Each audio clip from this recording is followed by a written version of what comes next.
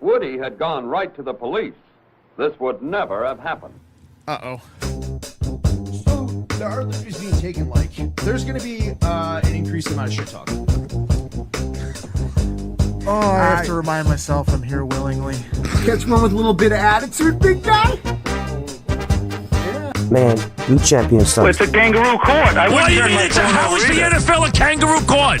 Could you please let me explain why? No, I don't want to hear this garbage. Give me an answer to the questions I asked you. What the fuck are we doing? Come on with it, baby! Thanks, boy. I'll talk to you later. Let's get to the thing. All right. My undercarriage is sweating.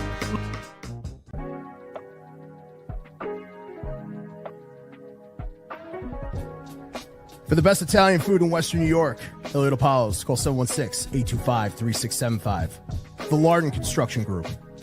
Fubo TV, the official streaming service of Do Champions.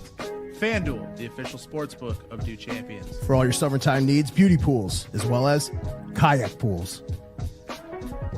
CX Chronicles, your total customer solutions focused manager. W.GG, the official energy drink of Do Champions. Hey, Sons of Erie, our artwork looks better on your walls. Hamburg Brewing, please visit our tap room on Boston State Road, Hamburg, New York. And finally, Fat Boy Surf Club for all your surfing needs.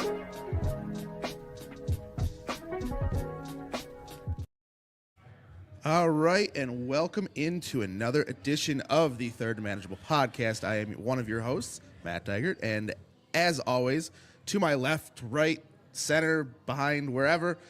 I'm never scratch that from the record. I'm never going to be behind you, dude. No. I'm so full, though. Yes, very full. Great dinner here tonight at Hoaks. So, what is up? Third Manageable Podcast. We are live at Hoaks on the Lakeshore, right on Route 5. Started off as a great day, then a shitty day, and now it's going to be a great night. Because I welcome, round of applause for this cat, the dog. One more time. What? The dog. Alec Anderson. The best 6 offensive linemen in the NFL. Hello. What's up, man? Nothing much, man. Appreciate coming on the pod. I mean, I appreciate you taking me seriously for such an unserious person, of which I am. Dude, we've been friends a long time, man. And there has been no greater joy than to have the opportunity to chop it up with you tonight. Got to thank everybody listening and tuning in tonight. We're gonna keep this light. We're gonna keep it moving because Matt, it's everything you need. Nothing you don't. So, Alec, how is the off season been treating you? How was dinner tonight? Dinner was great. Hosts, I haven't been. I've been always seeing it, driving past it on Route 5 when I drive down to like Sturgeon Point and stuff. Yeah, you're a water guy. Oh yeah, I love the water. I love driving in my little 4Runner. But we'll get to that later. This is a great spot. I liked it a lot. I think it was good. I had the corned beef sandwich. Yeah. Awesome. I think everything came out. Nice, real nice. Way to start it off nice. Nothing but professionalism, nothing but illustrious guests here. So, dude, the last time we talked, man, you remember when I put you in a headlock? That was a little aggressive. You had a big win. Remember, we were at Ilios. Oh, yeah, at Ilios. I do. And you promised me. I told you that you were swagless. Swagless? And you went to Alicia. She said you had 10 out of 10 swag. My parents were there. But, yeah, apologize to them because they're great people. I don't know why they tolerate me. But you did give us a promise that you were going to switch up your helmet. And you did. You switched up the face mask. So was it swaggy enough for you? It was. Okay. Because he brings the nasty. Yeah. So, we got a question. Jeff Manzurek, your director of equipment, Spencer Hawes, Corey, and Austin are all there. Yes. You got a guy there? Like, if you want to change something, whether it be your jersey fit, whether it be like new pads, new helmet, you got a guy there that just takes care of you? They all do. They're great. Jeff and Spence, two great athletic guys. I'd say Scobes is awesome. Yeah. Scobes is the one. He's also with the offensive line a lot. He's over there like covering the balls, giving Connor, Cedric, and I, everybody balls to snap. And so I'd say Scobes is the one that I would go to if I need something quick on game day probably. Yeah. Just do you warm up with a visor? No, not at all. No. Because that's got to seem tedious because Josh warms up the visor and all that other stuff. I know it's a quick change out. Yeah, I think Spencer's is built in, right? They have it to where it's like a science for them. They just go over there and pop it off two like buttons, like quick. It's very quick. How like I don't know. Because when you got to go, you got to go. They're the best. Like So- Corey, our helmet guy, he's awesome. Shout out to him as well. Like if something's cracked, broken, visor smashed in or fogged, like he's in and out in 2 seconds, and you're like, oh, all right, like helmet's already perfectly fine. Yo, so like when you're thinking about, like, obviously, you know, we're a little bit away from OTAs, we're a little bit away from camp and stuff like that. When do you try new things equipment wise? Is camp the time to do it, or is it kind of like adjust as you see fit during the season? Like, you know, you want to tweak on, you want an extra, you know, tuck on your jersey, you want anything like that? Like, what is it, or are they just that amendable where it's like boom? It's that amendable. So like if you want something in and out, they'll help you with it. Like with the face masks and the helmet, I did that in camp just because they had this super tight ski mask on you that like sucks your face in. Like it was crazy. Like you had to really pull it down, get it on. It was a tight fit, but that helmet that I had this season when I switched up was perfect. Like, What you use a Vicious? The dude, I don't know. I'm sorry for trying to inform a listener. No, My no. bad. It was- What's your favorite color, Alec? We'll make it easier. Blue. UCLA Bruin blue. That baby blue. So, yo, you talked about camp and stuff like that. You are mandated to wear the Guardian caps. Yes. If you don't have that new helmet that I'm wearing. Oh, really? Yes. You That's have the player specific. You have the offensive line specific one. I believe that's the Vistus. Is it the same one Spencer wears? Mm-hmm. Yep. So that's player specific.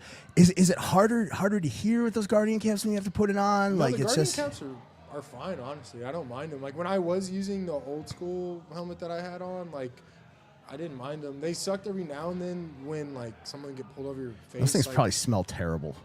No, our equipment people do a great job. Like after my pads, Dude, do he's for the not brand. stink at all. What kind of Like, pads you wearing? Rydell's, Impacts? Dude. Something that protects me and I can fucking hit somebody. Yeah, I feel like you're Stand up, like, all when right, you're dog, when you're the let's go, person let's go. inflicting the pain. You don't have to be worried about like. Nah, I don't know. It's just I have like I could tell you it's like a lighter one. I think it's like X-Tech maybe. Okay. It's like lime green padding on the inside. Now, when it comes to equipment and all that stuff, pregame stuff, you have any superstitions? Like, you know, Dion used to lay out his full jersey, or like you only wear black kicks. Any superstitions? No, I would say on the way I put my pads in, I'll put like my left thigh pad, right thigh pad, right knee pad, left knee pad in, and I put it in backwards, like my. Oh, you turn the pants my inside out? Inside out, and Yeah. like put them face up, because that's like, I saw my dad doing that when he showed us. My brother and I had to put our pads in during pop. What age is that? It was like 8 for me and my brother. Yeah, I think we started at the same time. Yeah, because my dad. I don't know if they're watching. I hope. Yeah, we got go. I mean, we But got a couple people watching, man. But if no, they my dad he had us play like sports together and stuff, and so we played basketball because we were a basketball family, and then we got into football, and they had me play with my brother one year, and so I played up 2 ages. And that was the least amount of football I played. You know, granted to them, they didn't know. Sounds They were like- just like, all right, let's put them in there. But like, I was getting my ass whooped on that team, bro. Like, there were some big kids on that team, and I was just out there like, all right, I'm gonna try my best. Like my dad told me to do my best. Who is the best athlete in your family? I mean, your sister. Both your sisters played hoops. One at UNLV, one at Chico State. Yep. Right. Your mom and dad were both athletes. Who would you do a jersey swap with? I don't know, probably my Uncle Mikey. Or are you saying just in my family? Yeah, in your family only. Like, no, not your immediate, your whole family. Like, My who, whole family? Who would you do a jersey swap with? Yeah, probably my Uncle Mikey. He played in the MLB. He was played for the Royals. I don't know how long. He played 19 years. You have family that played in Kansas City, huh? Yes. Is this? Mike Sweeney, first baseman. Come on with it, baby! Have you done a jersey swap on field? You have a bunch of college teammates that are still on there, Yes, and they're still docking your pay for that. Yeah, they are. I mean, it's a business. So it's life. It is what it is. But no, I did Osa Odigizua with the Cowboys. Yeah. And then I did Neo Mafi with the now with the Colts. And then I'm waiting to do it with my boy on the Cardinals, John Gaines. Shout out. Yeah. Shout out so- John Gaines, yeah. Yeah, so I got a couple. And then, yeah. Is that like a preconceived conversation? Like, yo, let me get one? Because, I mean, the way you're playing, people are going to want your jersey. You're not the Tom Brady level, but, like, people know your name. If McAfee's talking about you, I mean. I don't know. I kind of, after the game, if I'm feeling it, like, you never know. Like, if you just got your ass beat, it's like, you know, hey, man, can I get a jersey swap? You never know. Like, coach is going to be on. Did you ever shoot your shot at somebody, like, that you perceived as so up, and they're just like, yeah, I got you on the next go-around? Calais Campbell. I asked him, and it was funny. It was after I like pancaked him. After you snatched his soul, you want to snatch his jersey? I gave him a compliment as like we're falling down, like Dion's standing next to me. He's like, oh, like laughing at me. Like we're going. We're playing at Miami this year, and we're going. It was like a duo. Blocking, we go down, he tries to make a tackle, I just run my feet through it. And like I'm like, Clays, dude, it's so cool to block you as I'm like rolling over. Stop And then like I'm standing up and like I'm walking over towards him, I'm like, dude, it's dope, like blocking a legend like you. Like, can I get your jersey after the game? He just looked at me and was like, dude, it's second down. sure, man. Like, I was like, all right, never mind. He just like walked off. But Man, that's really cool. That's like probably the weirdest one I've ever tried to get. mid-play. Mid-play, Yo, I let was me get like that shirt, dog. And after doing it, I was like, damn, that was kind of weird. And like, walking back to the huddle, I was like, that was kind of awkward, but oh well. Oh well, you know.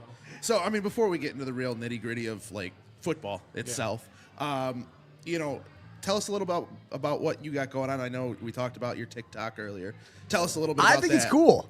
The TikTok, Because like for the casual fan that just sees you as the nastiest SOB on the field, like you have this very calm voice when you're talking about spoilers and I don't know. I'm a chill guy, man. The rotary girder or whatever's on the car. I don't know anything. No, so I just recently kind of over the years modded out my Forerunner, and so now I finally put on this bumper that gives me more clearance on the front. So Alicia, because you're using this not to go on the 400, like you're using this as I'm using this. You're as pushing like, the limits. Yeah, I'm trying. I put a snorkel on it. Like I'm going to Cattaraugus River or something. I don't know. That's Cattaraugus. Cattaraugus. Okay, Yeah. thank you. I've been trying to figure out how to pronounce it. So Cattaraugus. I'm going to Cattaraugus. I feel like that's the most useful I've ever been in your life. No, this podcast is great. And so I think I'm going down there, and there's a little like water passing that you can go through, and so I'm gonna see how deep it is. Luckily, I have a snorkel and a winch, so. Well, you did mess. The car did get messed up. Yeah, that was sad. It did. I was getting it shipped out to California. You can't go a day without this thing. It's your Dude, baby. I love it. It's my car. I'm making a whole series of like off-roading, and I'm also gonna start a YouTube and Hell yeah. I'm starting up my Twitch again, OD Voltage 70. I'm gonna start Twitch All right. streaming again on that as well, and then. And what do you play? YouTube. What do you play? I play UFC 5, NCAA 25, and a little bit of Battlefield. Shout out NCAA 25. They just let the little guys, the FCS guys, in. So Spencer will have Northern Iowa. Maybe we'll get a Monmouth in there. Great. But I'll bring my running back. Speaking of YouTube, you were a YouTube hit when you pulled someone out of what was it, a ditch with your car? Yeah. Were you just like, I got to be Superman in this moment? Or Not at all. why are you? You have snorkels, you have straps. What do you have? Capes on this thing too? A widow watter? No widow watter yet. Until I can get if any camping people are out there, point me in the direction where I can get a 7-foot roof tent on a Forerunner or something, somewhere where I can fit comfortably. So what happened? Like the guy's just like struggling and you're just like, I'm this is my moment. I'm taking Vandy out. I'm like, Vandy, let's go get waters from the facility. Granted, I just wanted to go. Seems practical in a snowstorm. Yeah, I just wanted to go drive around in the snowstorm, realistically. But he was like, all right, let's go. So I was like, all right. We drive over there, no waters. Right. Driving back. Fresh out. Yes. Like, no one's even in the facility. Wonder why. Snowstorm. So we are driving back and see this little car spinning out. And we're like, ooh, pull up. And his dad and his kid were stuck. And I was just like, oh, I got this. Couldn't get on the ground to get his recovery hooks under his like Kia Altima, and so I just hooked it up to the front tire because it was like -3, and so I'm out there and I'm like, holy shit, it is cold. I was like, I don't know how much longer I'm gonna be able to comfortably sit out here and dig through the snow. Be a good guy. Yeah, I was like, you might have to call AAA at this point. And so I was just like, all right, not AA, AAA. Triple Alec, you Not me. got AA. Now you gotta go for AAA. AA's running out of juice. And so I just throw it around the front tire. I'm like, all right, let's get this guy out of here. Put that thing in like 4 low and just get him out. Take it out the front tire, which not the best idea to those, but when it was -3 and I got home, top of my thighs were purple. I was like, you know what? I think I did the right thing. Yeah. Well, to spin it, when we did the wrong thing was after my bocce tournament. Yes. Is not even, man. That's just. You want to tell the story? You can tell the story. It was. There was I fun. think there's a line of communication, and in the game of telephone, it got something got lost in the translation. A lot of ins, a lot of outs, a lot of what have yous. A lot of yes, nos, maybes goes ask somebody's. But So it if anybody, ended up as a yes. if anybody's listening from home, I do a beach bocce tournament with Harrison Phillips and some of the Bills with Alec, Tommy Doyle, Spencer, all those guys. AJ Epinesa. Yeah, AJ and Alec was like, "Hey, this is an opportune time to take my baby out on the beach, and I'm gonna race hell. I got some new wheels on it. I just put some new off-road wheels on. Put some Arm & Hammer on it." And AJ Epinesa and I were like, "Hey, that sand looks pretty driftable. You want to go carve it up?" And so we went out there in his Raptor, his little Raptor, and my 4Runner. Started to do donuts for a minute, and then Stadies didn't like that. 4 Stadies pulled up, and they had some words. They were very mad at us. They did not. Did they know who was gonna roll down the window? Where they're like, "Okay, guys." No, they didn't care, and then we had to call Grandfather Dennis. Shout out to Dennis DePaolo for the best DePaolo, Italian man. feud in Western Europe. Call 716-363-825-3675. That was a poor plug. Sorry, Leo. But He had to come out there and do his little Godfather act and help us get out of it, but still had to pay a ticket on it. yeah, man. Well, I mean, dude, you grew up in kind of in like the Cali atmosphere where you saw a lot of sand and stuff like that. Did you ever go out in like dune buggies or like anything like that? Is that where this idea was concocted, somewhere back in your subconscious? So we kind of, yes and no. We went and we had a little dune buggy and a dirt bike, and we'd ride it every now and then. And my cousin Anderson and I, my dad's sister's son, he and I were driving one time in the dune buggy that we had, and he did a fishtail, and I was like, "Ooh, that's fun." We were like, "Let's do it again." And so we went a little faster. He did it, and the back tire blew out. And so we just started like rolling. And after that, we like kind of put it in the shed and was like, "All right, like that's kind of it for now." And then I got into high school, and I really kind of just was like, "Oh, I like off-roading. Like I think it's cool." Started diving into videos. And my best friend Dom and I would take my brother's Yukon that had like 275,000 miles, and then what was soon to be my like first car, my dad's 2002 Silverado, heavy duty. We would take that out there. It was only 2-wheel, rear-wheel Nothing drive. but American muscle. We'd go out there and we'd be ripping it up. We knew nothing about tire pressure. Like we had to drop down to like 20, 15 psi. And so we How old are you in this? Bro, I'm like 16. I got my license like 15. You almost got taken away at 16 and a half. We would go off at Lytle Creek. We'd go up there before COVID and everybody else figured out about it. We'd drive up in Lytle Creek, and we'd go as far as the 2-wheel drive would take us. Like, I'm telling you, we'd go there with some of our other friends, and they'd be on the back of the car jumping on it as I'm, like, gunning this thing, like, throttle to the floor, just like, they're just trying to get some traction on it so we can go a little bit further. So we do have a question before this. We do have a question about this. We're going to run through some of the... Well, let's get to this one first. Yes. okay. This is from another AA, your mother. Oh. What is the best camping site they took you to? What is the best camping And site? also, she wants to delineate again, once again from your mother. How did your how did you feel when your dad made you and your brother cut the lawn at 9 and 7? Alec, you might need to elaborate on this, but you will answer this. It is your mother. So, one of them is from my mom. My mom likes to ask that what was our favorite place camping? Which I just assume Yosemite because you're from California. Nah, dude. You have Or not to go Yosemite, to- Redwoods. Yes, the there. Redwoods are nice. I'd say Big Sur, Big yeah. Sur is amazing. That was nice. That, and then she took us on this like death march out there. She said it was a. You might need to explain that. She tried to take us on this hike. We were there for 2 weeks camping, and my mom was like, "Oh, we're gonna have a nice hike, a picnic. Like the whole trail's an 8-mile loop."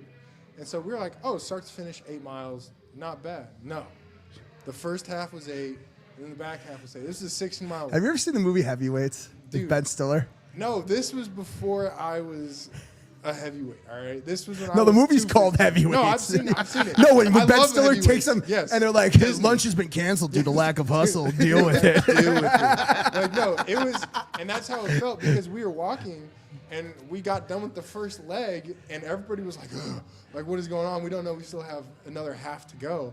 And so my dad made my brother and I run the second half of the 8 miles and go run to the car and tell the ranger, like, hey, you can't lock us out. Like, my parents are coming. So my dad gave my brother the car keys and was like, if they try to lock us in, like, drive the car out. Like, drive the car out. And so I would say that's probably the best camping trip we've been on. And then 9 and 7, that's when we started the manual labor. That's when the transformation of Casa Boys Anderson, to Men? Yeah.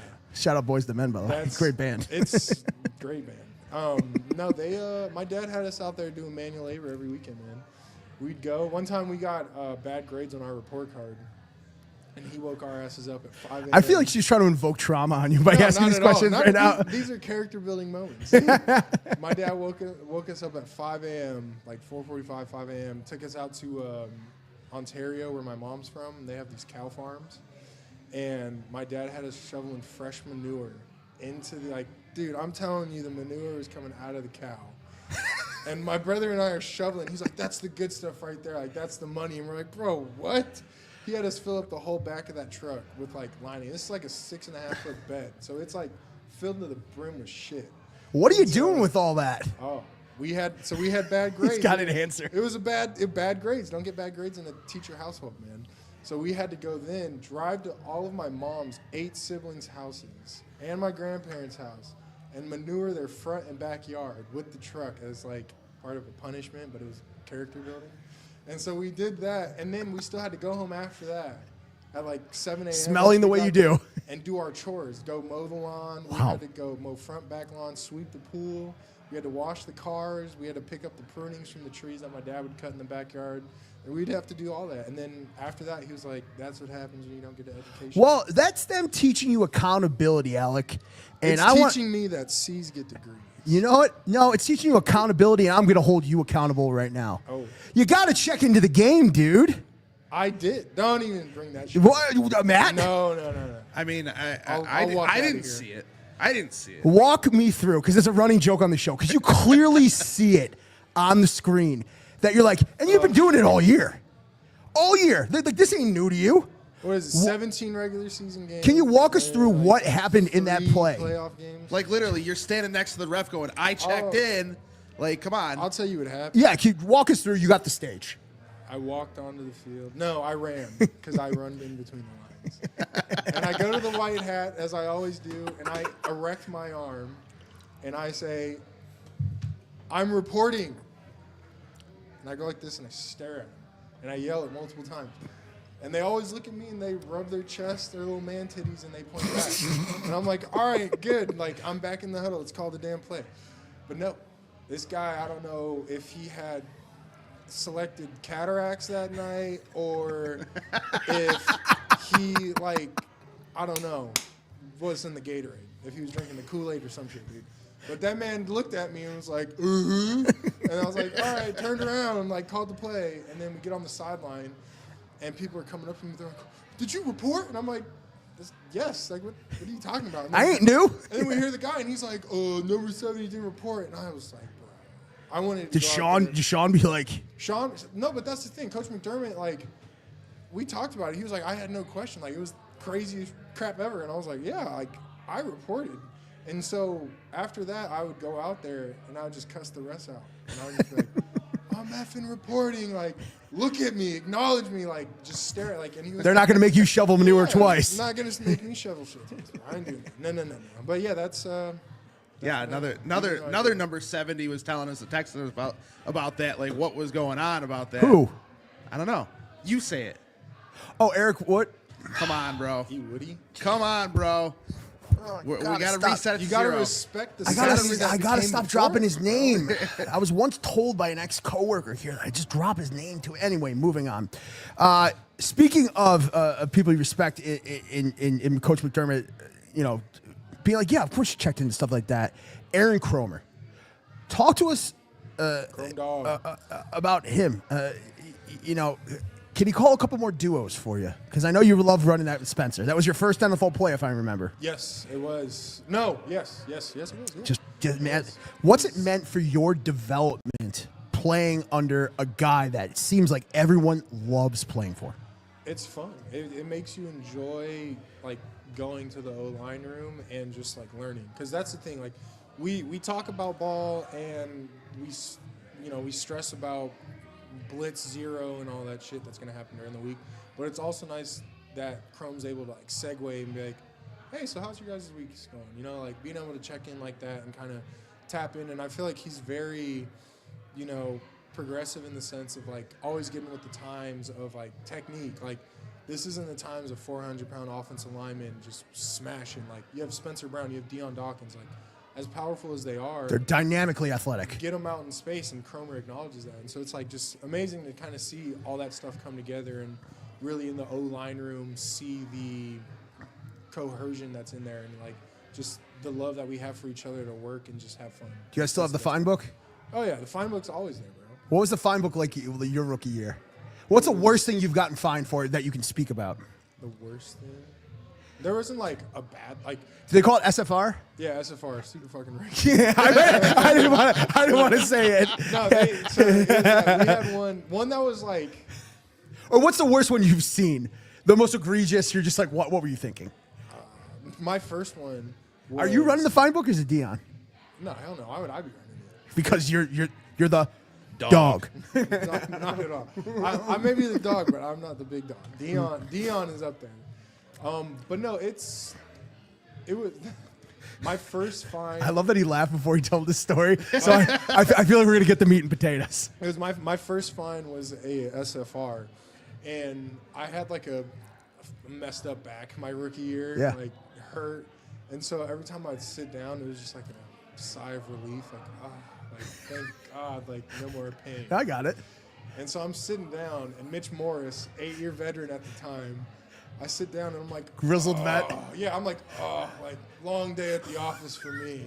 And it's like you're a UDFA. Yeah, it's like 15, right? Yeah. And like, I remember he's like eating his lunch and he's like, just slow stares at me. He's like, and what's wrong with you? And I'm like, nothing, Mitch. Like I just sat down, like my back was a little hurt, and he was like, where it was Greg Mance was our fine, but he was like, Mance, find his ass. He said SFR him. I was like, damn. I was going good too. Get in there early, get in there often. Exactly. It's the SFR book. And so he just got me on that one. But I remember I was just like, damn. Like, and then I remember after season, I like fixed my back and everything. And Mitch was like, hey, bud, I didn't know how messed up you were. How messed up your back was. He was like, he recalled that same exact thing, and he was like, I didn't know it was that bad. Now I get it. And I was like, no, Mitch, it's fine. Like, it was funny at the time, and he was like, yeah. So I love Mitch Morris. So he was a great guy. He was an awesome vet. He seemed like he was that clear-cut veteran leadership. He was like that. What was it like when he left? It sucked. It's part of the game. You're going to lose friends. Exactly. You lost a good friend. You're not lost. Like he's still living. Yeah, Tommy's no longer on the team. Mitch leaves and stuff like that. Does that reinforce that it's a business? Does it? It does 100%. Because it's like you're with these guys 2 years, 3 years. You know, you're there a long time, and then it's like, damn, they're gone. It sucks. Like when Ryan Bates left, like he was another great vet to learn from, just because he was exactly like me. Rick, maybe he was an undrafted free agent. He was signed in Philly and then came here, and they gave him his exact shot. You know, like. He paid his dues. He was the sixth man, kind of did the jumbo tight end as well, and started at right guard for them, and then went to the Bears. And so it was like, dang, seeing him go was like tough, and then also seeing Mitch was tough, just because, you know, Mitch was like the old grizzled vet, but he was also like that father figure in the offensive line room. Yeah. He was just an older guy, like moved slow off the field, was just like kind of like Paulie from the Goodfellas, like didn't have to move fast for nobody, right? Like, yeah. Kind of just vibed out, and so. It sucks seeing him go, and now seeing him retire, like have this great career, 10 years, like it's awesome. Shout out to Mitch. And so being able to learn under those two for 2 years was really a privilege, just because, you know, you learn a lot of different technique-wise, and then also just little schemes within the game that Mitch knew. There's nuance, yeah. Yeah, 100%. Yeah, I mean, so real quickly, before we get back to like football stuff, let's clear out some of these comments. Because there are so many. There's a lot of comments. These are the most comments I'm talking, we got like 30. So Rustin Risto asks, what roles did you Rusty play? Pipes. What roles did you play in the comeback game versus Damien High School? So, the game he's referring to is in high school. we had this crazy like fourth quarter comeback. I think we had like 3 minutes left in the fourth quarter, down by like 22 points. Came back to win by like 4 or 6 points. Scored like 24 or 26 unanswered points. And we had he's talking about this one play where I went from right tackle to left tackle in high school. And it was like a tackle swing back screen, and I scored on it to like give us the lead on the team. And so that's what he's talking about. Do you aspire to be like invoking these old stories with the Tommy Doyle touchdown? Why not you, buddy? You know, why not you? You never know. You never. That's the thing too. It would be nice. I have hands. Yeah, I mean, we did have Tommy Giambra in the chat saying they need to draw up a play for you for Josh to throw you a touchdown. That's predicated that the play isn't already drawn up. This is true too, but maybe that we have like 5 of them drawn up and we just have them random. Well, they need to run them. that's like I have like a thinly veiled confidence in what Alec just said, but also I perpetually think he's lying to me. No. Although it is confirmed multiple times that manure story is true. Correct. Oh, duh. You think I'm lying about these stories? And then two real quick one. Tell us about your big family from Christine Anderson. And from Killdozer, show your belly. Oh, Mikey. Yeah. Oh, there it is. Yeah. Shout out Killdozer. That was he. Can you explain that nickname? Because that nickname is awesome. Yeah, that well, I don't want to like give a story on his name, Killdozer, but like Killdozer is that like you heard of the guy who like welded himself in the what? Yo, what? You haven't seen this on like Netflix? This guy welded himself. Like in a bulldozer. Yeah, like he made he got scorned by some small town. Yeah, and he just went. He went. And he just so like went from town hall to like the Boys and Girls Club to like mollywop this whole town. And he was planning it for years. Yeah, planned it for years. And so I don't know, Mike, if that's where you got your name Killdozer from, but you don't know this guy? No, I know who Mike is. Oh, I was gonna say you were very amenable to taking your shirt off for a guy you didn't know. He was my roommate in college. Hell yeah. He was right guard, awesome guy, baller. He was a baller. Is there another position group much like the offensive line? No. Right, I guess. No. How is the offensive line? What is it? The D line? Not really, because they're in a 3-man road, 3-play location. You guys got to do it over and over and over. Like the only other people who do that are who? Like the quarterback. Yeah, but yours is thankless. But who gives a shit? It is what it is. Like, so but you get it like, yeah, it's thankless, but you also have that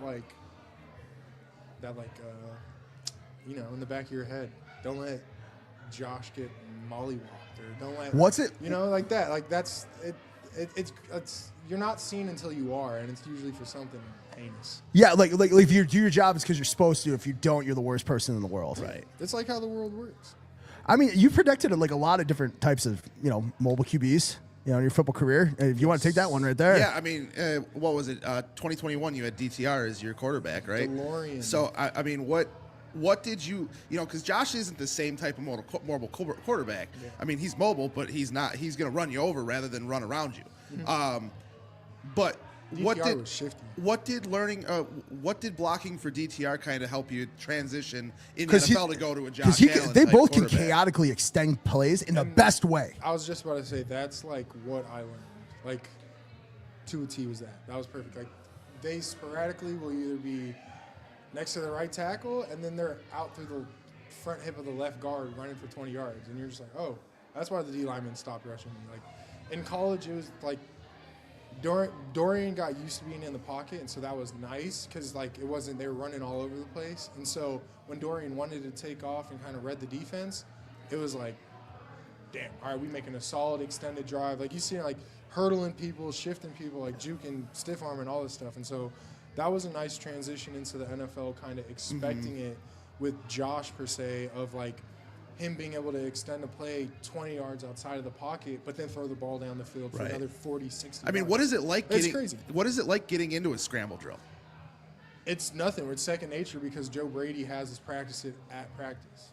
Because that's, really? and hence, it's our play, but it's a play within a play because Josh knows, like, okay, my first read, second read, third read, fourth read, look at the check down. If the check down's not there, I have a 6th check down or whatever it is, which is my legs, and let him just run it. Like, we practice the stuff and we go through it. It's like what people say, it's the script. Yeah, I mean that's a great way to put it. That's gonna happen in the game. Yeah, I mean that's a great way to put it. That's his 6th read is his legs. He goes through the first 5 and then takes off if nothing's there. And if you don't have a spy, sayonara. Yeah, we saw that against the Steelers. I mean, a lot of people call that a fake slide, but I think that was just Josh Allen trying to be agile. Are you guys still doing what I knew him as openers?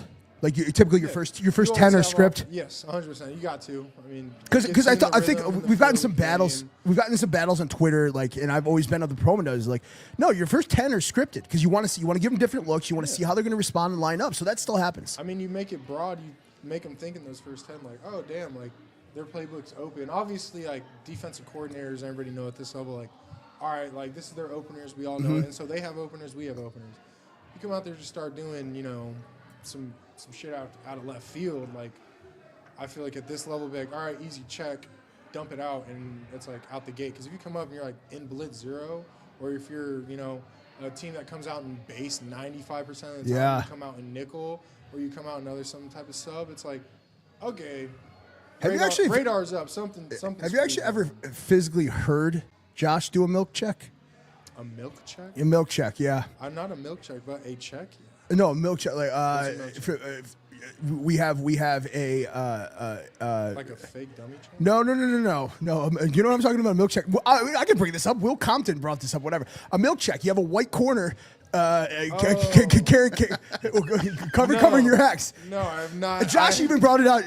I salt and pepper check, a milk check. He brought it up with Busting with the boys. Yeah. No, I did a milk check. No, I do not know of the milk check. Okay. That's not my position. Okay. I wouldn't even be listening for that shit.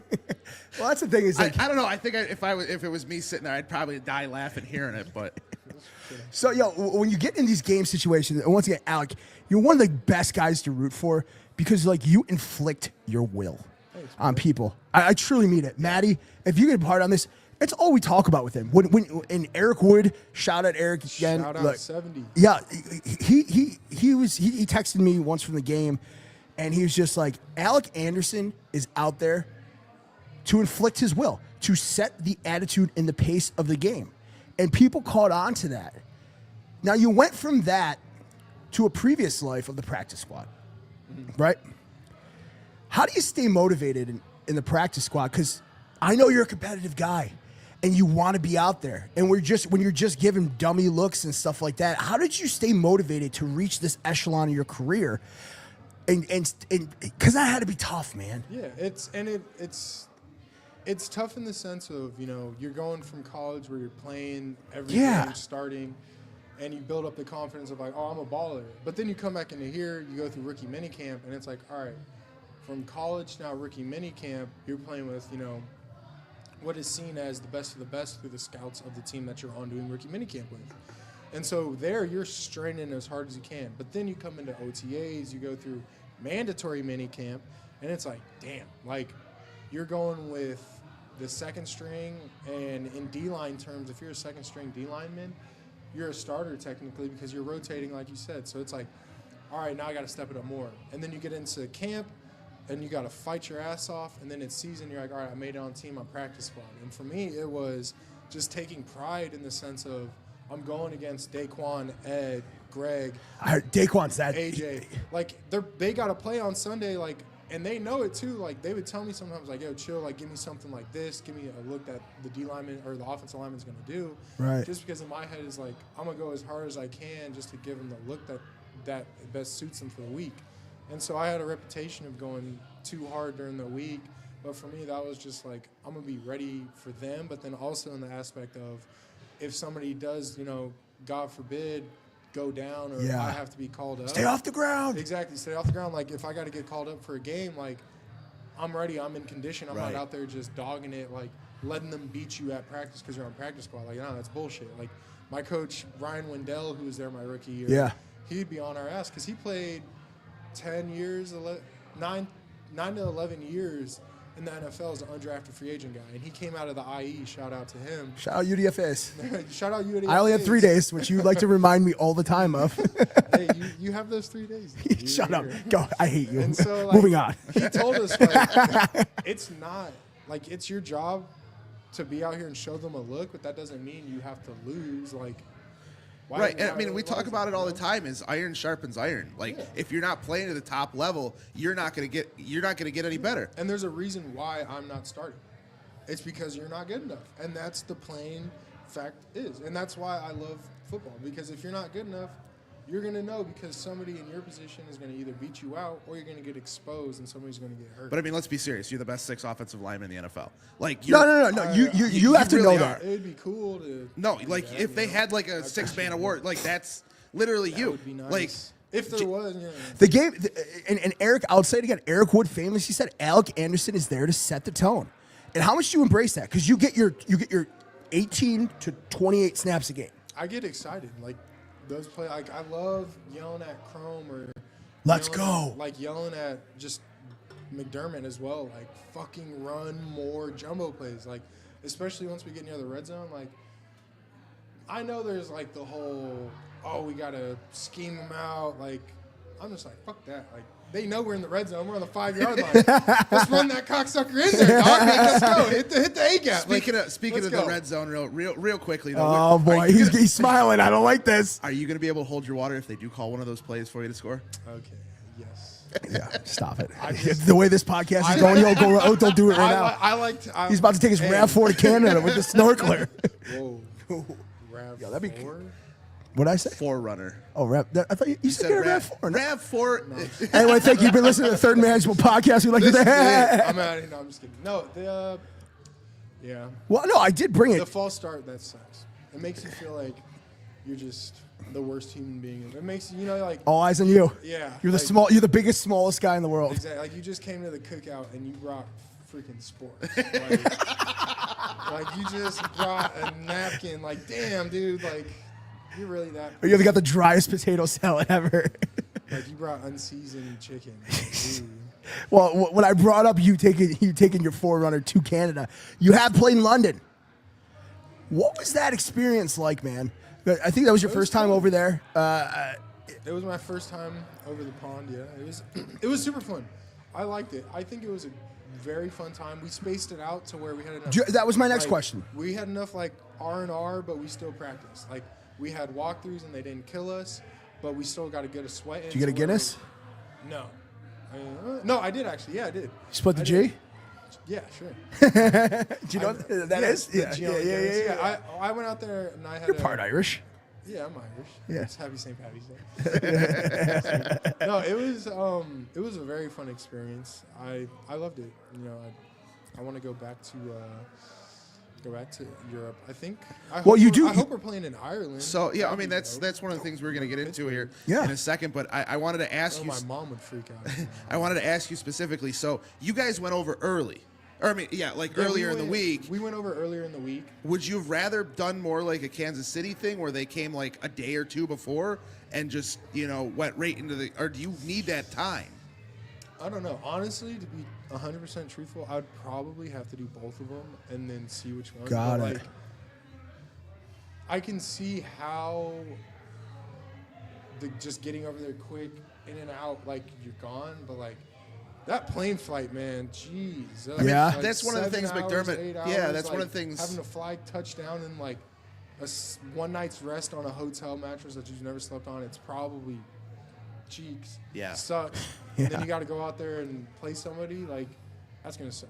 But Yeah.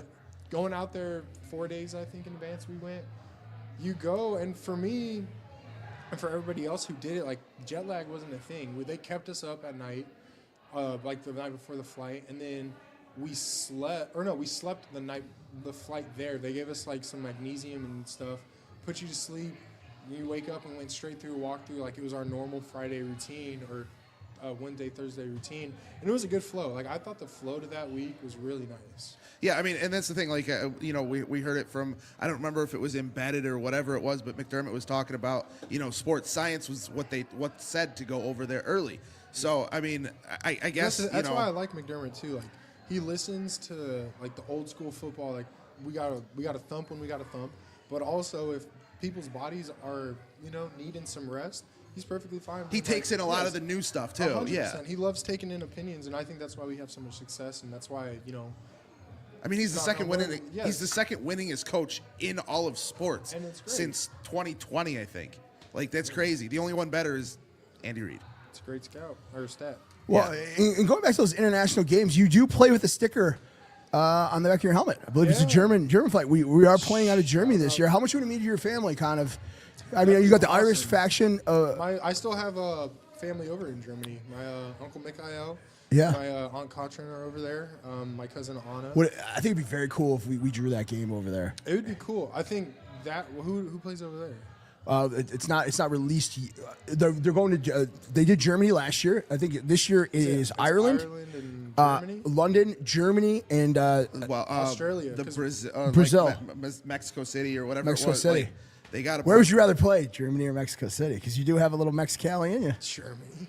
Yeah. Going to Mexico Hey, boys. City. Hey, boys. Prost. Roast. Yeah. So how did I would not want. how actually did they approach you about putting the international sticker on the back?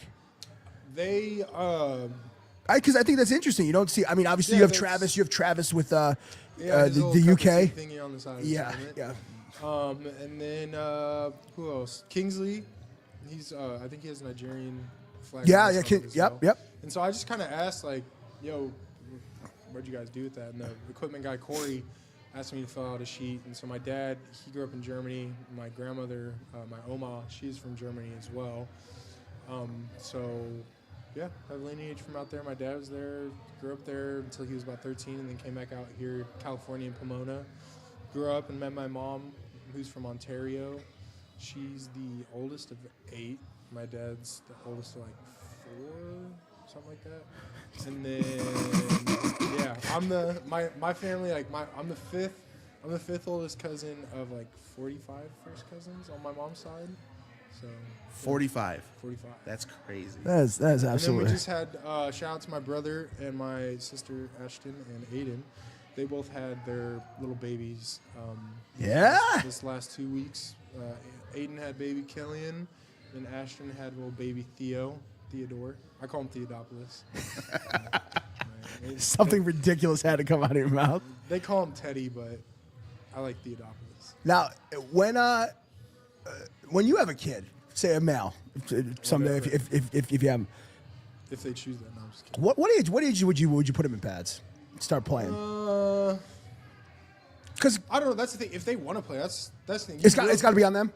Yeah, you Yeah. will do something in my house. Like, Yeah. Alicia and I are going to raise our kids to where you are goal-driven. Like, you're not going to be a potato, not doing anything, just going back and forth from school. Like, cool, you're going to have Just a some commuter, extracurricular- yeah. Yeah, you're not going to be some, Joe Nar- Schmo. did you call them NARPs in college? Yeah, NARPs. Like, Non-athlete, regular person. Yeah, like, you're going to be a NARP. Like, you're not going to do that. You're going to, be a musician, be an artist. Like, find your niche where you find, passion and love and drive for, and go into it. But the thing is, if that's your thing that you're choosing, you're going to do it. That's what she and I have come up with. So, like, for us, our kids, they're going to be put in all the sports. Whatever sport is going to be tossed in, and whatever they like, they stick with it. But What about baseball? I'm being asked right now. Baseball? Why did you retire? I retired and that from comes baseball. from Christine There was Anderson. quotes between retired. That comes from Because- Christine Anderson. I love that your family they're in it. Because my uncle Mikey, he played baseball. Played for the Royals, the A's, the Mariners, and the Phillies. And Didn't Tommy's dad, Tommy Doyle's dad, play for the Expos? I think too. sure, I don't know. Yeah. Shout out Tommy. Shout Hi. out Tom, Big Tom, Bald Tom. Big Tom. Left-handed golfer. Golfed with him once last time. So my uncle, it was his retirement year, and I just didn't want to play baseball anymore because it was boring to me. I would be in outfield or I'd be a pitcher. And I don't care what anybody said. I had the best strike zone in baseball history. But to others, maybe they had to hold kids in the box to keep them in there because my pitches were going everywhere. Opinions. But my uncle was retiring, and so I told my parents at the end of the season that I was hanging my cleats up and I was going to with your professional baseball playing uncle. With my uncle. And so when he retired, I retired. You know what? I still haven't filed my paperwork either, Alec. When you're gone, I'm gone. But I went out on a high note. I went out with my dad, my best friend Dom Hunter, my 2 cousins Connor and Brendan, my friend Austin, Xavier. We went out last year. I played and won the championship. So, in keeping with baseball, Some lady called back my home run. I wanted to cuss her out at 5 years old. This is a deep-rooted story. It was mad. I was mad, bro. All right, so get back at it right now. That home run, if you had to go replay that right now, what would be your walk-up song? Right now, you got to walk up to the plate. What's your walk-up song? And why is it Shania Twain, Man, I Feel Like a Woman? No. What would it be? That's actually a very fine question. You know, I got you. I think I might know what it is. What is it? The bills make me want to kick your... There you go. Dude, is this Pony by Genuine? Genuine, yeah. Because I make love on the field, dog. I would have smacked the shit out of that ball if I got a redo. That lady called back my home run. I hit it, smacked that thing. It went over the fence, I'm telling you. And this Karen-ass mom in center field voting for the other team. It was the Tigers. We're playing the Tigers. She was out there like, oh, got a little Timmy. And she called back my home run. She said it went under the fence and not over the fence. And so Karen. I said, all right. And then, I don't know, I probably struck her out again. I don't know. All right, so we're getting kind of fired up right now. I do want to ask you real quick. Yeah. I know we talked about it a little bit before. How close were you to getting thrown out of That the was Jets game? ridiculous. Jets game, in my opinion, not close. But in the ref's opinion, So In what, a happened? normal, sane human being. I was probably, maybe 1-2 cuss words away from being tossed out, according to the referee. Maybe, who knows? But That's why you got to learn a second language. I told him, I said, don't be a pussy, throw the flag. Not my problem. But in my defense, I was trying to defend my friend Connor McGovern. The guy was trying to punch Connor in the face, and I deflected it with my hand, hence the block. So who knows, man? Not my problem.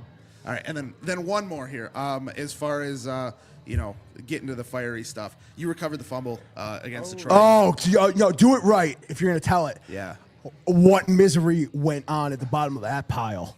because Have you we've seen all the movie heard. Misery. Is that like? Yeah, tell me, I'm man. out there on kickoff return. Because all we see is like our guy, like he muscled it. This is why you lift all those weights. Hell It's no. got to be way No, more. It felt like 127 Passion of the Christ. hours out there, dog. I'm out Chewing there. your Walk out of there with like the stigmata. I'm stuck underneath like 1,000 pounds of skinny boned people on kickoff and kickoff return like that. It was sucked. So I'm out there, and I think it was like right before halftime, right after halftime, something. And they kick it. We're going, and I'm over by the ball, and I see it like shoot out, and I was like, oh, like just like PTSD, like It's like a scene out of the program. yeah, like just get on the ball, like jump on it, like live grenade. So How long were you fighting for it? Oh, I was fighting for that sucker. Like I hadn't like Because just because the jumped on whistle ball goes doesn't mean doesn't mean that Possession's doesn't mean declared. They have cameras in there, Yeah. and they're like, oh, it's Alex Ball, like go Bills. Like no, that's not what's going on. Like the ref's putting his knee on people. He's like, I can't see. Like I'm like, no shit. Like there's 30 people on here. There's a reason why you're not seeing it. Like get people off. How about you pull instead of like sifting through? Yeah. And so I'm on the bottom of the this isn't a pile. ball pit. Yeah, and I hear Cam Lewis yelling at the top of his lungs, somebody's hitting my ball bag. I'm like, oh, what the hell? Like, and I see the ball and I'm grabbing it, and some dude on the lines has it. I go in for it, and I'm fucking ripping this thing from it. He's grabbing my thumb and trying to pull Oh, that's my a Bill thumb Romanowski move. At like pulling my thumb at a 90-degree angle, just trying to yank it off. So I roll my forearm and my elbow into his throat and just start pressing it into it. And just like, bro, like, if we want to go this route, I'll go this route. There's a lot more And I'll snaps to be played in the second I'll half. crush your trachea. Like, I'm fine with that. And then at another point, like, the dude, like, lets go my thumb because I can hear him sitting there, like, like, gagging. So, like, at a certain point, he lets go, and I'm, like, rolling over the ball. And another guy is grabbing my right arm. So they're pulling both my arms off the ball, and I'm just trying to, like, hold on to it. And you can't breathe, so I'm, like, taking little, like just little sips of air. And by the time you get out of there and like you're happy you got the ball, so like you come out and you're yelling and shit, but you're so tired after. Yeah. You're like, oh god, like I am beat. And then I got off to the sideline and my forearms were just throbbing because like I'm trying to hold on to the ball as hard as you can. You got two other people ripping it off, so it was a tough time. But Is that how a lot of those piles are underneath? yeah, I mean it's a tough time down there and it sucks, but Yeah. you gotta do what you gotta do, got the ball. Hey, that's the most He just important part, right? ends it in like the sweetest way ever. And got the ball. Got the ball. Oh yeah. Well, watching you play, man, who would you say past legend that you grew up with, you kind of modeled your game after? It doesn't have to be an offensive lineman, but who you could honestly say that you're doing your best to embody the way he played the game? I know that's kind of that's a deep question, but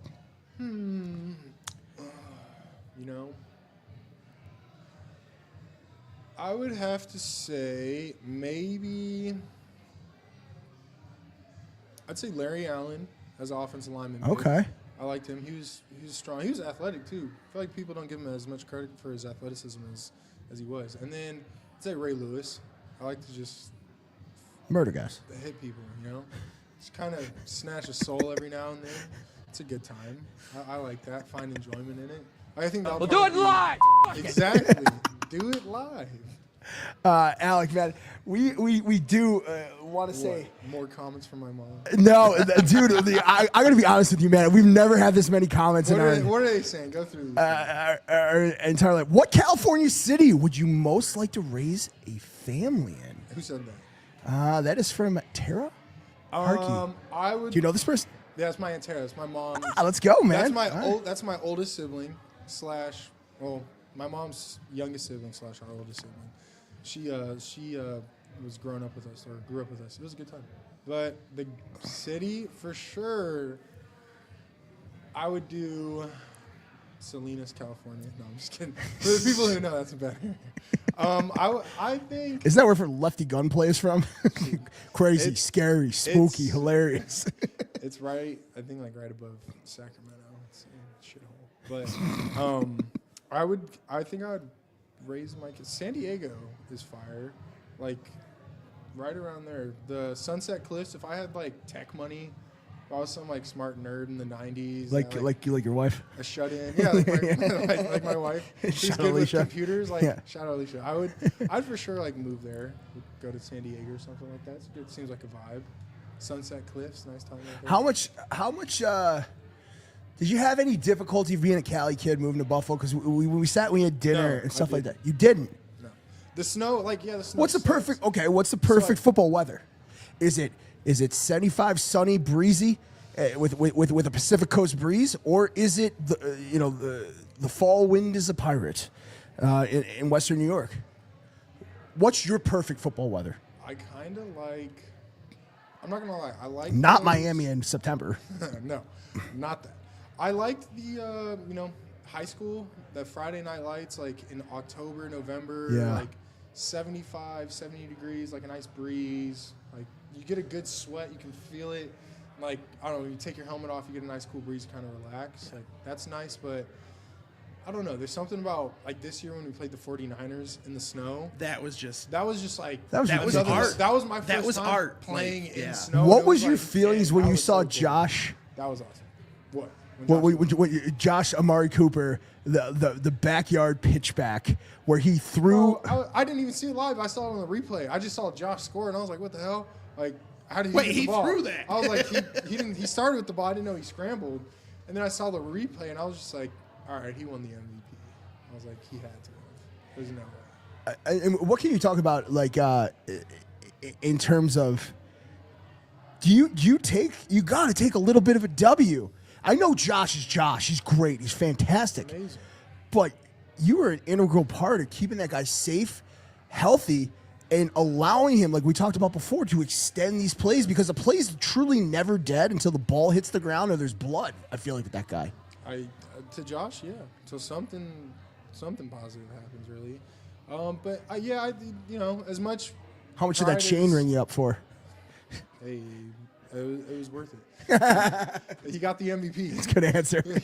But no, it was cool seeing him win it because I did take some satisfaction in it. Like, dang, I did help. That's my guy. Block for him. Yeah, it was cool. Like, as the entire offense line takes it, it was an amazing feeling. You love seeing your boy win, especially the highest award in the in the league MVP. Like, that's amazing. So I was super happy for Josh and took my little 6-man joy in it and was like, all right, that's cool. And then just kind of went back to my day. Well, and that's the thing. We talk about it all the time with the MVP.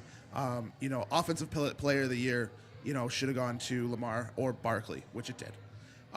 But Josh Allen was the most valuable player in the entire NFL. Yeah. There was nobody that was more valuable to their team than Josh Allen was. 100%. So, I mean, and I don't know where the discrepancy is there amongst fans. Yeah. Even in pundits, too. It's just, I think the bias of your team, my team comes into play as well. Well, I mean, I'm also talking guys on the actual, talking heads on. But also, some of the biggest markets were out of the running. Dallas, huge market. They don't got a dog in the race. L.A., big market. They don't got a dog in the race. Anywhere in metropolitan New York City, they don't got a dog in the race. So they have to make it palatable for the rest of the country. Right. And they're not watching Buffalo Bills games the way we are. Like, if Josh didn't win it, then Lamar had to. It's that thing. But I don't know. It is what it is, man. I don't know why people are complaining about it. It's just something to talk about, I guess, on the sports shows that. Yeah, they got 24 hours a day to fill. I mean, you got to talk about something. You got to talk about something, and that's just what people are buzzing about right now. And so Well, we got someone buzzing right now. Ooh. Big AA. You get to call one play. 1st and 10. Just got into the red zone. What play are you calling? 1st and 10. You just got in the red zone. I'm going to run. And walk us through it. And you better be on the field. I already know you're on the field. Actually, that wasn't really debated. I'm going to run like a wide zone right, stretch zone, like full. Who's wide it running back? James? Yeah, sure. James is our running back. Yeah. Got James back there. Josh is handing him the ball. Okay, Josh, quarterback, got it. Yeah, Check. I would say Shout out, Mitch. I would run a We have wide faith, zone, but have I'd be in the wing. It'd be an offset. I'd be on the right. Be in the wing. We'd have a bunch formation to the right. I like that. yeah. And we'd run a wide zone. Me and Spencer. Who's in would your have one bunch? triple. Who do you love seeing block? I'd throw Max? Mac? I'd throw Mac in there. Mac Mac, knows how right? to block. Mac, and then You putting Dawson at the apex? no, I'm putting Q? Reggie. Oh, Reggie Gillian. The Reggie's- sledgehammer. Sledgehammer's One in it. sledge. No, actually, take it from the bunch. We'll do like I formation, and we'll have Reggie. He's like 3 seconds away from just calling power eye. We're gonna have Reggie 45 power. go out- exactly. You're gonna have Reggie in the backfield, come from the backfield and hit the corner. We'll have that, and then Spencer and I'll go up to the play side linebacker. Touchdown. One play. That's all you need. Amazing. So yeah, we're wrap this up. Thank you for everybody watching. We didn't get to all the comments. It's been a ton. We're gonna extend this just a little bit longer because we got a little game for him, Maddie. Yep. A little game. It's called This. We did steal it, and before we get into that, we actually created a just based off your swag. Oh, We created a segment that we had all year last year. We called it Off the Rack. Off the Rack, presented by Fat Boy Surf Club. we Yeah, wanted to thank you for uniform that, changes yeah. that you should care about. When Spencer got by the way, very powerful move when he got the Douglas that power was a pack. roll. Yo, that made him look just. dude, he that looked more like he looked like Dr. Doom out there.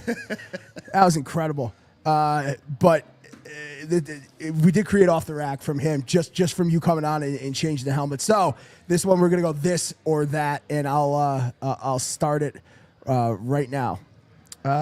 If you weren't playing football right now, what would you? Is it weird to think about what you'd be doing just as a NARP? I guess. I think I'd go on like probably live in the van life maybe. I just Live in a van down by the river. Down by the river. I think I just go High constricted diet of government cheese. and jerky. I would honestly probably do that. Like, just go off-roading, living, camping for a little bit, and then Be a little bit of a vagabond. yeah, why not? You know, A little Rumspringer. Exactly. For the German people. exactly. So Maddie, to Might you. travel like that. All right, so we do have a couple of questions. We're going to go rapid fire for you real quick. More snow or more sunshine? Sunshine. Which teammate talks the most trash in practice? Ed. Ed. Yeah. When he gets mad. How Really? hard is it to Who's get him more mad? Texas, Q or Ed? Ed for sure. But Well, Ed went to Houston. Q it's went to different. Bowling Green. I was gonna say Q's more like Houston and like kind of city, and then Ed is like sticks. How hard is it to get him angry?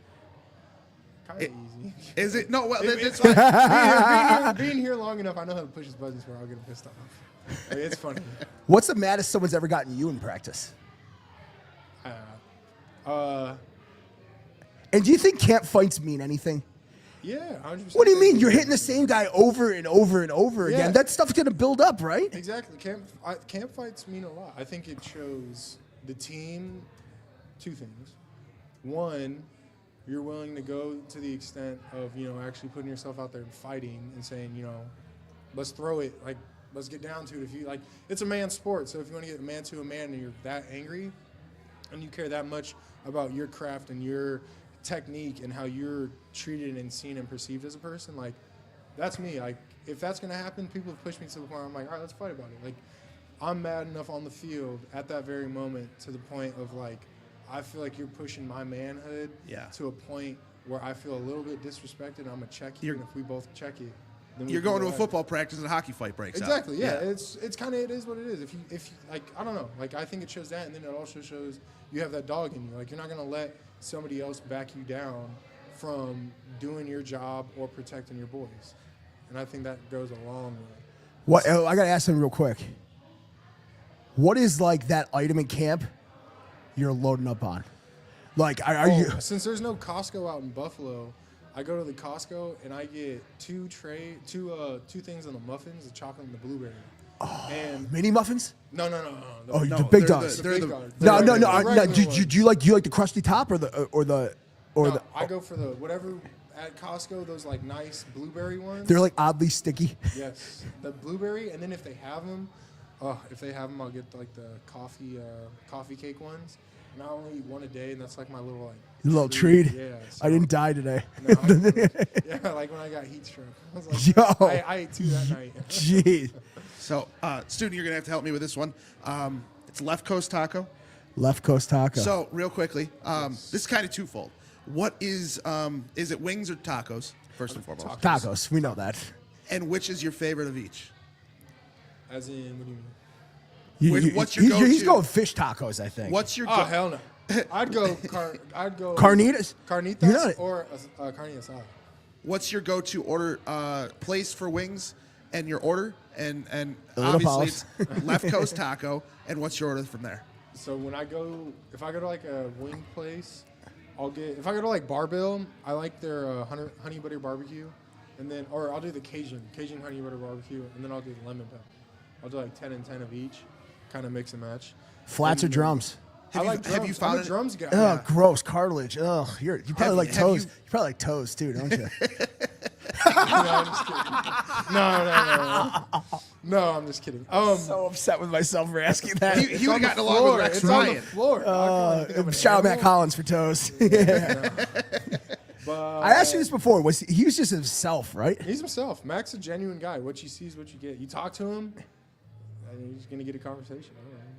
He's a great guy. Have you found any other place better than Barbell? I like Wing Nuts. Wing Nuts is good. Sometimes it's a little too saucy. If not them, Lenovo I like.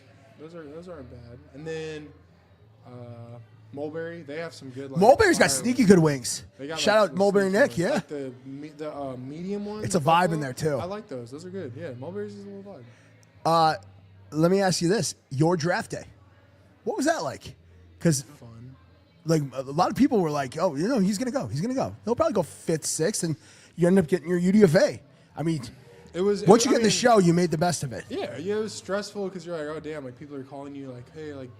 Chopping it up, trying to get a feel, and then it goes for a little bit, and then they call you again, back and forth. It was stressful, and then you get signed, and it's like, dang, like you finally have an opportunity, you have a shot, and so it was a great time. We got had all the family over, friends, got hammered, fire truck came. It was a great time. Why? I don't know. Why'd the fire truck come? think Because I'm the fireman. family friend. Her like husband was a fireman. Was on like shift. So, Didn't know if there was an actual story behind. No, that, there wasn't so. like there was a fire or anything. Like the year my dad almost burnt down our house with a Christmas tree. Well, speaking of fire things, I noticed one thing fire about you, and it is a really passionate NFL initiative that I think you and I are very concerned with men's mental health. Yes. You are extremely outspoken. If you feel something, say something. And I know with the way I've talked to you in my personal life and the way you've talked with me, that men sometimes don't feel comfortable reaching out in such, especially in your position, such a man's game, feeling weak. What did it mean to you when you decided my cleats, my cause, to really highlight that? Because honestly, man, I thought, Thank you. I thought that was cooler than anything that you got out there and you'd be like, yo, I'm the dog.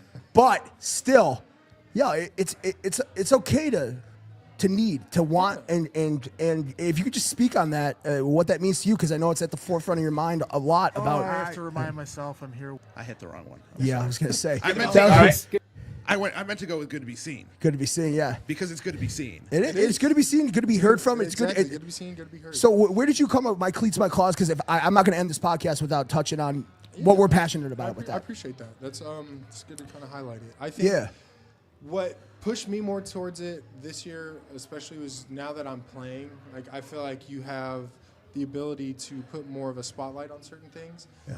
And I just kind of, with this embracement of my journey of kind of navigating mental health and like the anxiety, depression, and all that stuff, kind of, making it part of your life and not a stain on your life is kind of my thing. And so I wanted to reach out to the My Cause, My Cleats and see what they had open. And so Silence the Shame, shout out to Shanti. She really helped me out in getting it. She's the owner and founder of Silencing the Shame.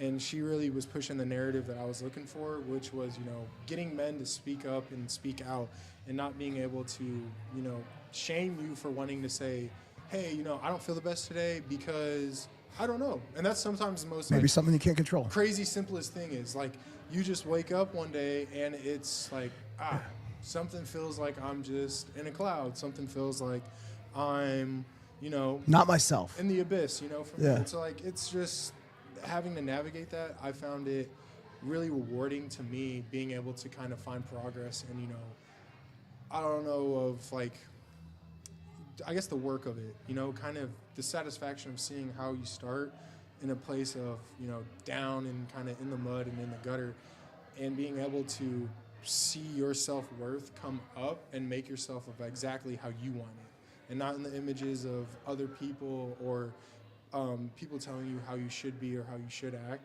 knowing deep down, like, I've always kind of felt like this, and I'm going to let my true self show, and you get more comfortable in that skin. And I think that My Cause, My Cleats really was able to help me do that and kind of amplify it was amazing, my, man. like, I guess, outreach with all this. And I'm starting to work with MHA out here in Buffalo, mental health advocates. Downtown, they work with youth with mental health, and they also work with, troubled youth as well, kind of having like a Big Brothers program. Make them feel supported. Exactly. And so that's It's not an unnavigatable journey. There, as long as you're willing to put in the work and be cognizant that it's okay to speak up if you feel inadequate in the path of which you're on, or if you feel a little lost as to why your mind is invoking some of these intrusive thoughts of which you don't know where they derive from. Or where they come, exactly. You don't have no idea where they come from. They're there sometimes. I mean, even if it's something just as simple as just to have that, outlet that isn't a family member or somebody close in your life. And that's the thing. Sometimes it's nice to tell somebody that's not in your family, because then it's like, sometimes you tell people certain things. And luckily with my family, they've been great with all of it, like really supportive. But you tell like some of your friends or even some of your family members, and you could see that they like look at you a little different or talk to you differently. It's almost like this air of unmasculinity. Exactly. Yeah, but it's and like, so like you look to find other outlets, and you find something that works with you and clicks, and it makes your life 10 times better, or even 1 times better. Kaizen, man, I'm always into that. 1% better every day. I like that you said that. Yeah. There you go. So let's finish this or that, and then we can get out of here. All right, man. You got 2 more, Maddie. So this hit one, it with the big A. This one isn't sanctioned by Student. No, I told him not to ask this because I think this is dumb as hell. But so being a California guy, Yeah. roller or ice? I love rollerblading. God, why are you entertaining this question? Stupid. Because it's awesome. Rollerblading's fun. All right, I quit. I'd go to Roller City. Why are you guys vibing on So this? I thought this was the dumbest question in the world. Do you remember when hockey wasn't a thing in California? I didn't even know it was a thing. Quack, quack, quack. So before the Mighty Ducks, anyways, they had the roller hockey on ESPN2 all the time. So, and that was always in California. That's one of the reasons why I asked, but it kind of leads into the next one. You know, we saw you have a great time at the Sabres game. Sabres was fun. Oh, you were asking like ice hockey or roller hockey? Yeah. Yeah, he didn't understand the question. That's why it sucked. No, I think Well, hang on. I got a video, and you're not gonna be able to see it, but I got a video of Alec. Just stand by. We'll play this one for the good times.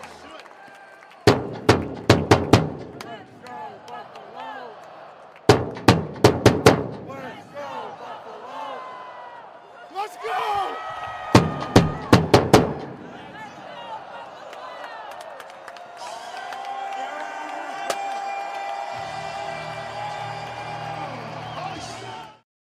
I'm gonna do. And so the gut started talking to me and was like, he wants out. I was like, all right, let's do it, man.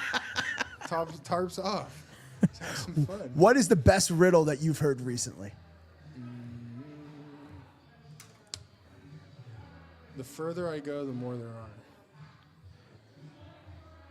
Okay, I like that. My journey with the IRS.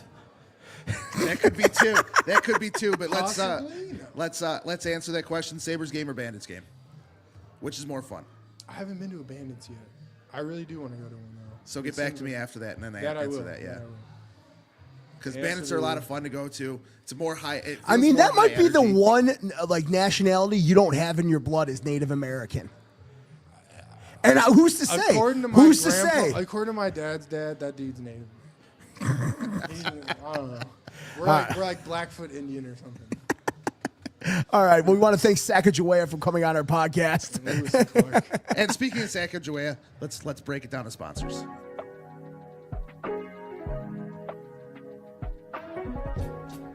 For the best Italian food in Western New York, Elliot Apollo's, call 716-825-3675. The Lardon Construction Group. Fubo TV, the official streaming service of Do Champions. FanDuel, the official sportsbook of Do Champions. For all your summertime needs, beauty pools, as well as kayak pools. CX Chronicles, your total customer solutions focused manager. W.GG, the official energy drink of Do Champions. Hey, Sons of Erie, our artwork looks better on your walls. Hamburg Brewing, please visit our tap room on Boston State Road, Hamburg, New York. And finally, Fat Boy Surf Club for all your surfing needs.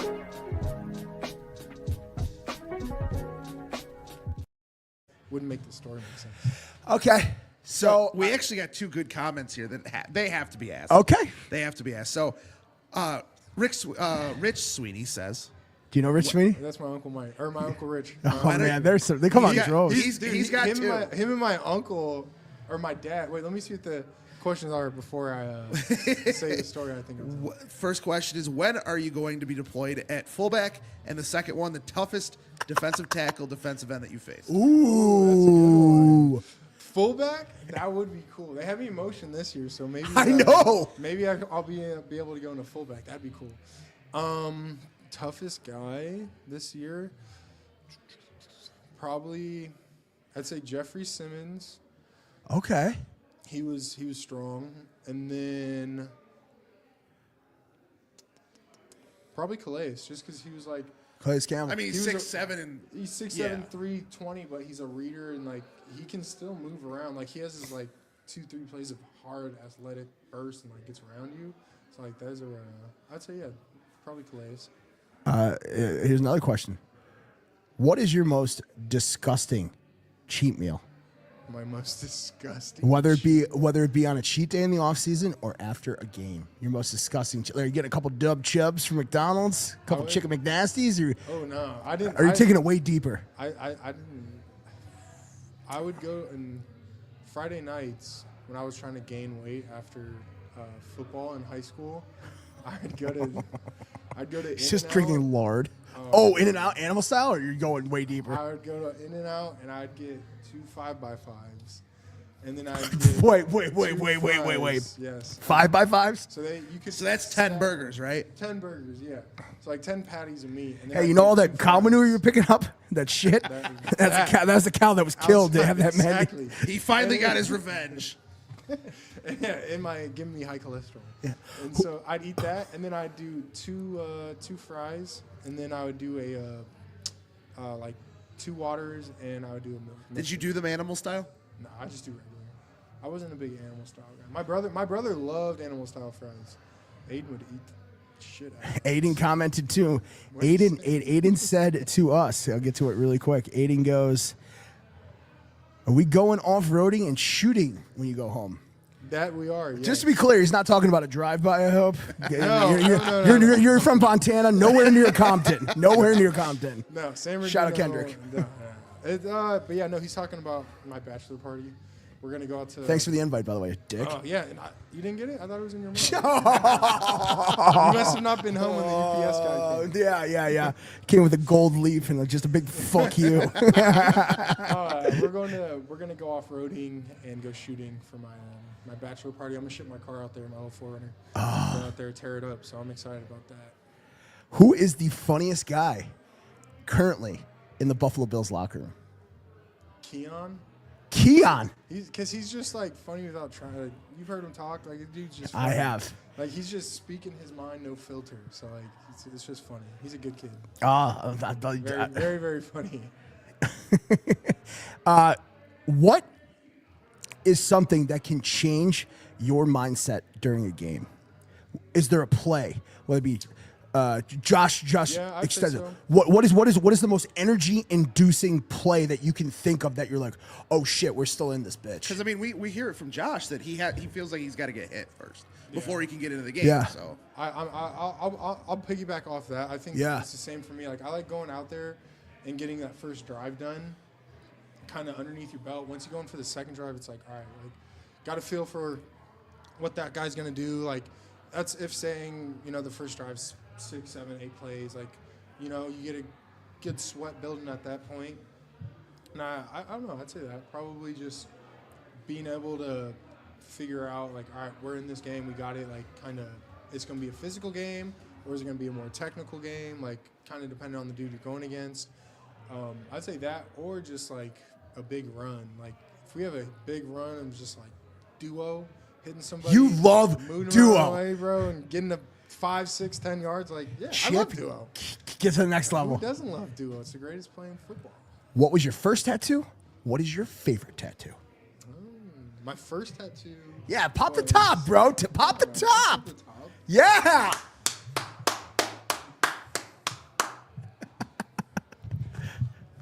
So my first tattoo was with my brother. Oh, I like this. Yeah, we got it. Oh, yeah. Got it in high school. It's the Pax Romana. It means Alpha and Omega, and the Pax means it's Christ. So Christ is. You got a little the fleur-de-lis there, forever. too. Flower de Fleuris, man. Yeah. They used it in the Crusades fighting. So You got layers, dude. You're an got onion. layers on it. And then my favorite one. Oh, that's a new one I haven't seen. I got the Poseidon one going. I'm finishing on April 8th. But my favorite one is probably on my inside of my leg. You don't have to show that one. How inside? We run an inside drill on that. You gotta remember, I'm a quarter black. So where do you think it goes? Cut that. So, no.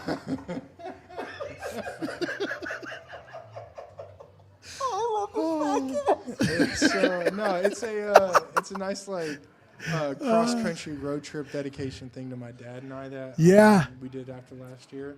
So it's like Route 66 and a Vans bus because we love Vans, and it's like on the road going west. And so like our mountains that like are right behind our house, not right behind our house. It's like an hour away, but you can see them. It's cool. So yeah, that's my favorite. What advice would you give yourself? Would you give to yourself to freshman year UCLA Bruin Alec Anderson as a 25-year-old NFL vet who's playing amazing minutes, inflicting his will, and really doing the damn thing? Being a dog. Dog. I would say. What advice if you're talking to him right now? Whatever he's going through. I would tell him to pull back and enjoy. And also, you know, kind of be yourself more on the field. Because I think that's where my like game kind of took off once I got into the NFL as well. Like even practice squad, like you feel yourself getting better because you're going against the starters that week every time. So feel yourself winning blocks more, you know, using the technique better and better. And so I think I would tell them that, just kind of enjoy the game more, because once I was just going out there and having fun like I am now, like it became so much more enjoyable to me. I'm out there smiling every play almost when you're not, you know, engaged in a block. So I tell them that. I tell them just have fun with ball and kind of enjoy it, but also just don't lose that dog. Never lose it. Dog. And that's the best way to end it. Man, Alec, it's good to be friends. It's good to watch you play. It's good to be seen. Thank you for coming on, man. Yeah. Number 70. Me, boys. Yeah, man. Check us out. We've had some every good number Sunday. 70s. I mean, you know, we've been spoiled with number 70s. Yeah. Eric Wood. And I'd Alec like to put it Anderson. on record that Alec called me skinny today. He did. He did say you're looking skinny today, so. Yeah. Like Fat Bastard. Yeah. In a movie. Yo, that was the most diabolical thing you ever sent me. You know what you sent me? What? That guy in like the fishing waders that is just spilling out of his t-shirt. He's fly fishing in a river, and he goes, "Dude, I didn't know you picked up you picked up fishing." And I just wrote back, I'm like, "Okay, I hate you." But loved having you on, Alec. Thank you for having me. You can catch him on the field. You can catch him on Twitter. You can catch him on Twitch, and Very soon, maybe catch him all week. maybe you'll see him on Do Champion playing a game against Pat. Not if he sends me any more of those gifts. So anyway, well, to play us out, we do thank you, Alec. Thank you for coming to you. Hey, Matt, good to be seen. Alec, Good to be seen, buddy. Yes, sir.